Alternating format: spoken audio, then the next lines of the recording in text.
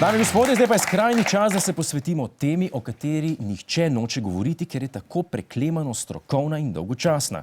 A težava je v tem, da bo močno vplivala na nas, če se zgodi. Govorimo o sporazumu, ki mu pravijo TTIP.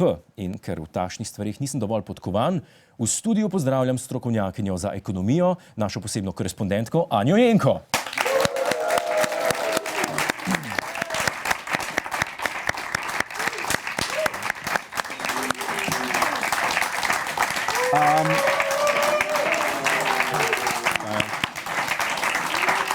Anja, ti si ekspert za balone in rast v ekonomiji.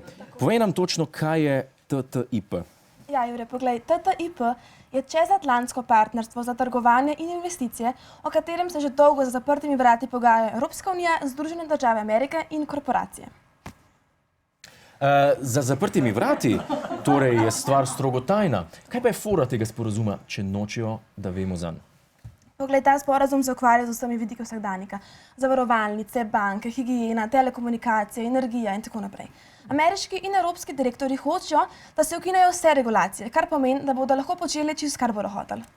In kaj točno to pomeni? Kaj vse bojo lahko počeli? Najprej bi Evropa odstranila še tiste ukrepe, ki držijo bankirje na povodcu.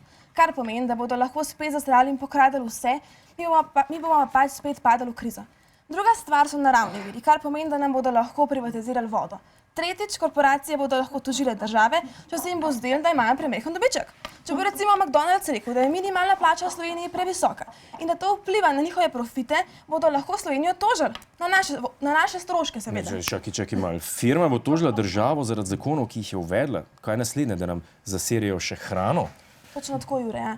V Evropi mora zdaj podjetje dokazati, da je njihov izdelek varen, če ga hočejo prodajati. Če sprejmejo ta sporazum, bodo lahko prodajali vse.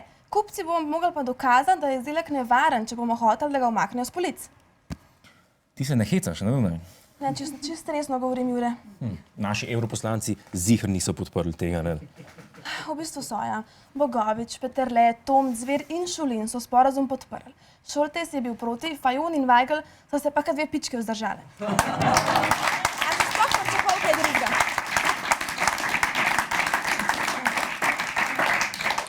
Ok, ampak meni ta sporazum še ni čist jasen. Kako bi ga na kratko razložila? Seveda ti ni jasen, Jure. Poslušaj. Ja. Glej. Amerika in Evropa si želite biti še bliže, tesno skupaj, da bi lahko skupaj še več zaslužili. Mi smo pa pač med njima in nas bojo mimogrede zmleli. Ja, ampak jaz bi bil rad tam vmes. Ok, dobro, mislim, da nam je za zdaj še bolj jasno. Najlepša hvala naši korespondentki za ekonomijo. Hvala za ogled. Ne pozabi pa tudi na oddajo Ta teden z Juretom Godlerjem ob četrtkih ob 22. uri na Planet TV.